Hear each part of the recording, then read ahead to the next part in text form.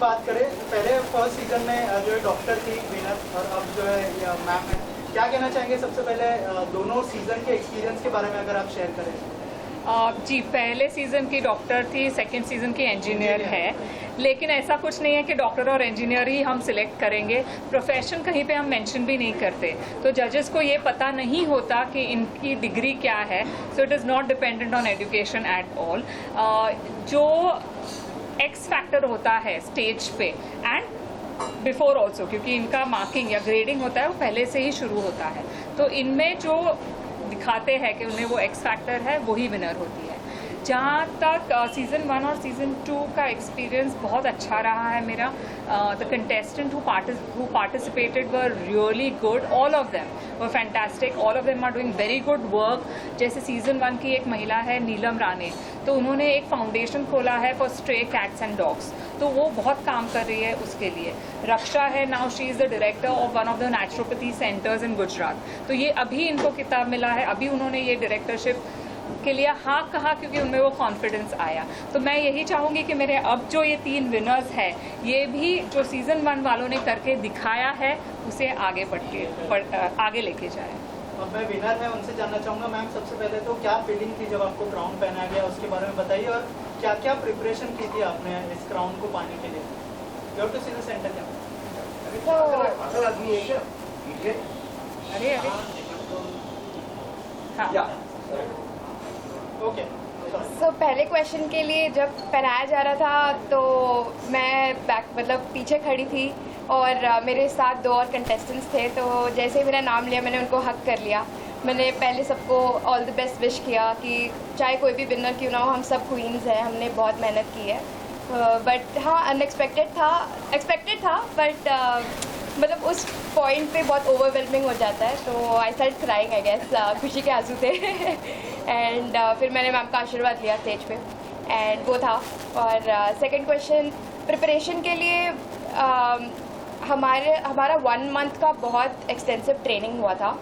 ये ट्रेनिंग सिर्फ grooming sessions नहीं थे, ये एज ए वुमेन आप फाइनेंशियली मतलब कॉन्फिडेंट होकर कैसे इंटरनल ग्रूमिंग ज़्यादा हुई थी, जिसके कारण हम सब आज इतने कॉन्फिडेंट हैं और फेस कर पाते हैं हर चीज़ को। तो मेरा इंटरेस्ट था, बट आई थिंक मेरा first session with Aditi ma'am was very pivotal and from there I took it on and बस पर एक सेशन के बाद हर एक सेशन के बाद मेरा इंटरेस्ट और बढ़ता गया। फिर मैंने बहुत मेहनत की।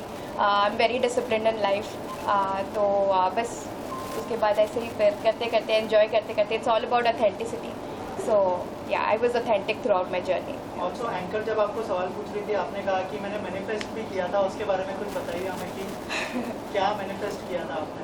मैंने बस एक डायरी में अपने लिख दिया था कि मैं पैजेंट में विनर बनूंगी और क्योंकि मैं बचपन से ऐसे कोम या माइक पकड़ के मिरर के सामने ऐसे प्रिटेंड करती थी कि मैं किसी चीज़ की विनर हूँ और मैं बात कर रही हूँ लोगों के सामने, और जब वो सही में हो रहा था जैसे आज हो रहा है, तो मेरे को ऐसा डेजा व्यू टाइप का फीलिंग होता है। लाइक पता नहीं, I just feels very I can't explain the feeling how it feels, but yeah, it's just magical. I would say manifestations work, but खाली लिखने से manifestation नहीं होता है. You have to really work hard for it, जो मैंने किया.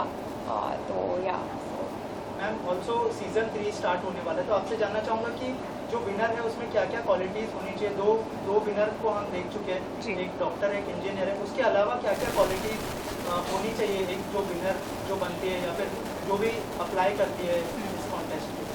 तो इसमें ऐसा है कि 50% मार्क्स पहले होते हैं, 50% मार्क्स फिनाले के टाइम पे दिए जाते हैं जो जजेस देते हैं. उसमें हम बिल्कुल उनके पास में भी नहीं जाते. We completely rely on them कि उनको कैसे लग रहा है. जैसे महिला चल रही है या उसका प्रेजेंटेशन है, Q&A होता है, वो कैसे आंसर कर पा रही है, वो सब कैलकुलेट किया जाता है. जो पहले होता है वो हम उनका एटीट्यूड देखते हैं कि इनमें कितना ट्रांसफॉर्म करने की चाह है. जो महिला ऐसे दिखाती है वो है, उसमें दम है. सेकेंडली इंस्पिरेशनल होनी चाहिए वो दूसरे लोगों के लिए, और वो गिविंग बैक जो एटीट्यूड होता है कि I want to give back to the society, मैं और किसी के लिए कुछ करना चाहती हूँ, ये भी बहुत ज़रूरी चीज़ है।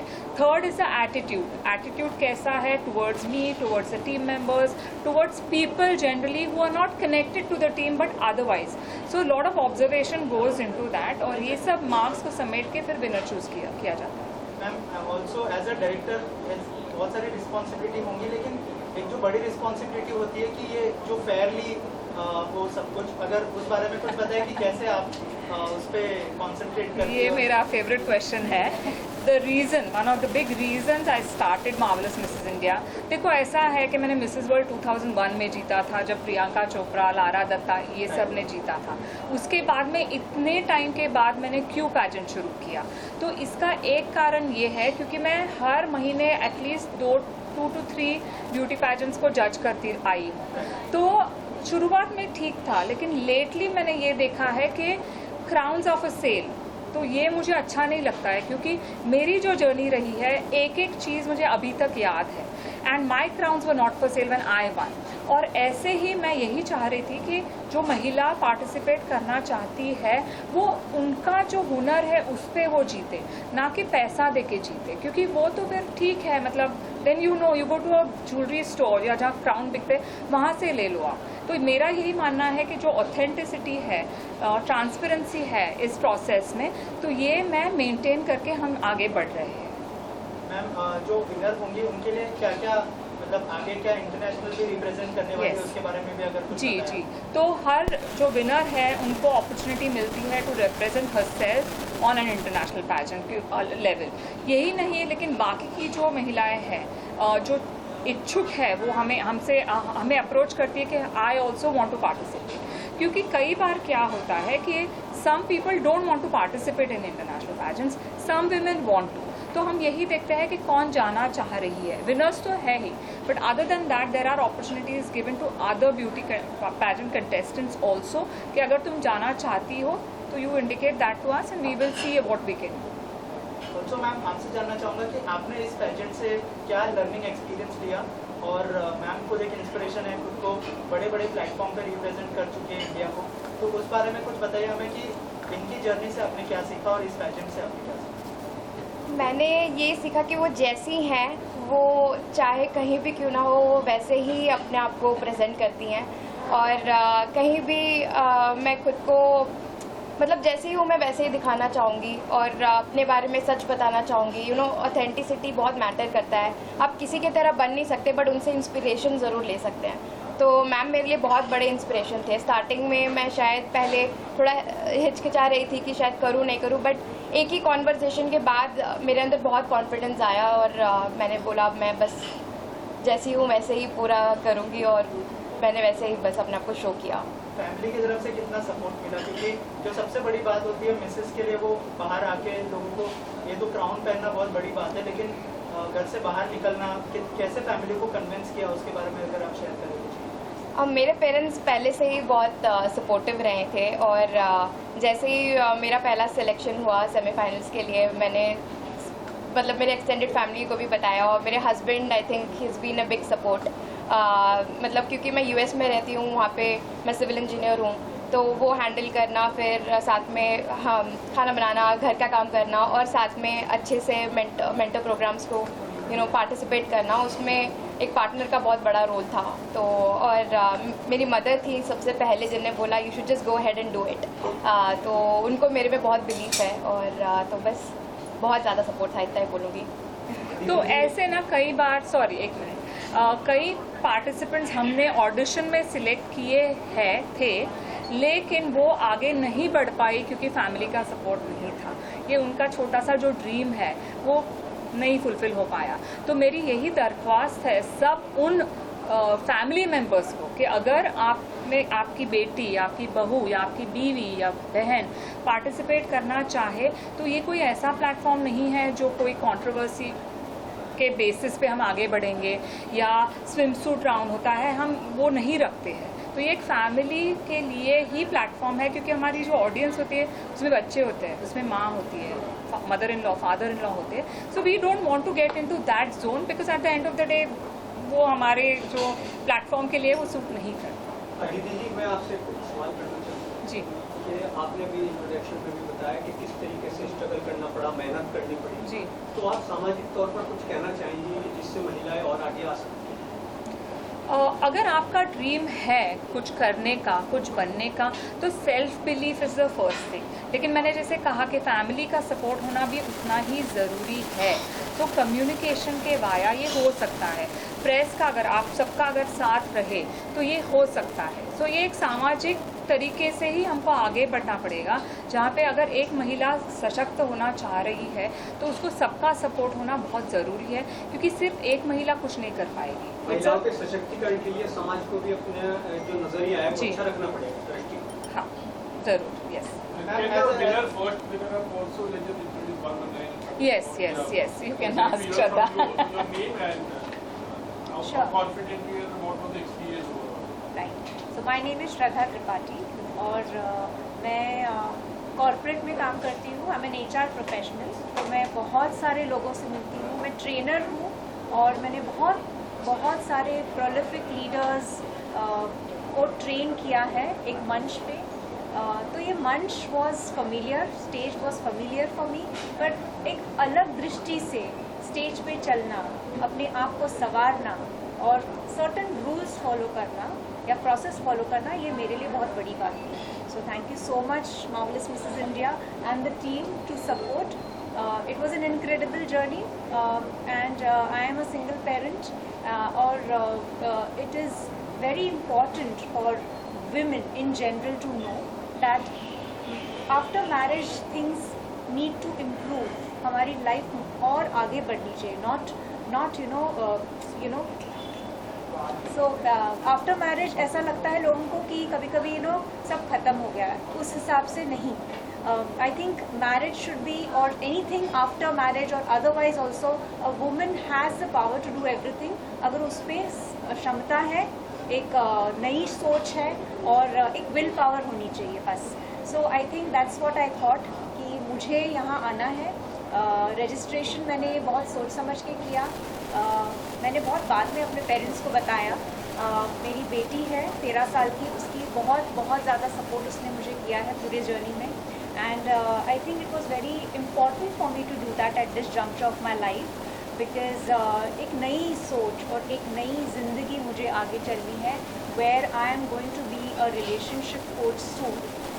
और मैं उन्हीं सारी महिलाओं को ये मैसेज देना चाहूँगी, हमारे जो भी मैं प्रॉब्ली जो सेशंस करूँगी, कि it's beyond imagination that you can achieve your dreams, but you should just have the will and find the way. Would like to say something? I think let her speak. Sorry, let her speak. ये हमारी season 1 की है. She is the secretary. Introduce yourself and tell us about your experience and okay, Please so center look. Keep looking in the center. मेरा नाम doctor गरिमा चौहान है. मैं पेशे से एक एनेस्थेशियोलॉजिस्ट हूँ और ब्यूटी पैजेंट मेरे एकदम ही जोन और स्कोप के बाहर है. मैंने कभी लाइफ में हील्स नहीं पहना था. मैं हमेशा चप्पल, स्पोर्ट्स शूज़, बस यही पहनती हूँ. बट बचपन में जब मैं जूनियर केजी में थी तो मेरी मम्मी, वो आज भी आई है यहाँ, मेरा फ़ोटो ले रही है, उन्होंने मुझे miss India fancy dress competition में मिस इंडिया की तरह ड्रेसअप किया था. और बस वहीं से मेरा सपना हो गया था कि बड़े होके मुझे मिस इंडिया में पार्ट लेना है. लेकिन मैं पढ़ाई में बहुत अच्छी थी और मुझे डॉक्टर भी बनना था, तो मैंने मेडिकल प्रोफेशन को चूज़ कर लिया.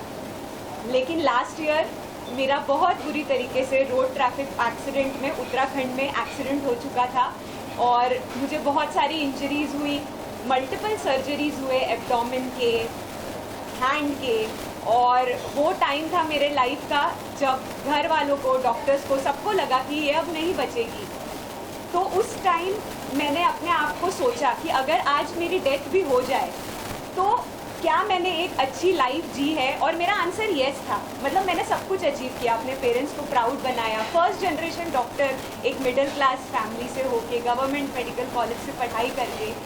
लेकिन मुझे ऐसा लगा कि मैंने अपने लिए अपना सपना पूरा करने के लिए कोई एफर्ट नहीं लिया. मुझे एक ब्यूटी पैजेंट में पार्टिसिपेट करना था जो आगे जाके इंटरनेशनली भी मैं खुद को रिप्रेजेंट कर पाऊँ.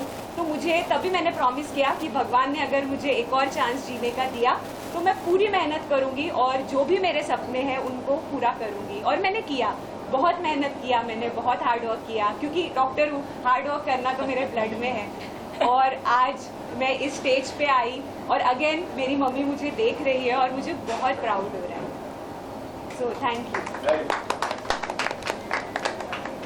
रक्षना, I just wanted to share from इनके एक्सपीरियंसेस से। अभी उन्होंने जो बताया, इन्होंने जैसे बोला मैरिज के बाद लाइफ ख़त्म नहीं होती, मेरी मैरिज के बाद लाइफ शुरू हुई थी। आई गॉट मैरिड एट 21, तो उसके बाद मैंने पोस्ट ग्रेजुएशन किया, न्यूट्रिशन पढ़ा, नेचुरोपैथी पढ़ा और नेचुरोपैथी सेंटर खोला और अब उसकी डायरेक्टर हूँ। So my life journey has started and I am studying doing my masters in psychology, nutritional psychiatry से हार्वर्ड मेडिकल कॉलेज से न्यूट्रिशनल साइकियाट्री का कोर्स भी ख़त्म किया। अभी डॉक्टरेट का ऑनररी डॉक्टरेट की सर्टिफिकेट अवार्ड मिला है मुझे। So I think life has just gone uphill and marriage के बाद डेफिनेटली लाइफ ख़त्म नहीं होती है।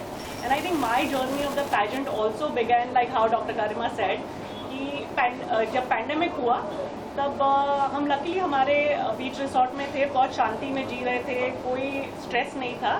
But I think one question hit me कि क्या मैंने अपनी लाइफ जी है, खुद के लिए जी है। देन आई रियलाइज नहीं, मैंने ये सब पढ़ाई वगैरह जो भी हासिल किया अब तक वो because of somebody else in my life and I am proud of that fact. पर मुझे लगा कि there was something missing which I haven't done for myself. And ये वाला journey, marvellous Mrs India pageant का journey was something that I did for myself to gain confidence, to make sure that I have evolved into a better person. And I've also won the Mrs.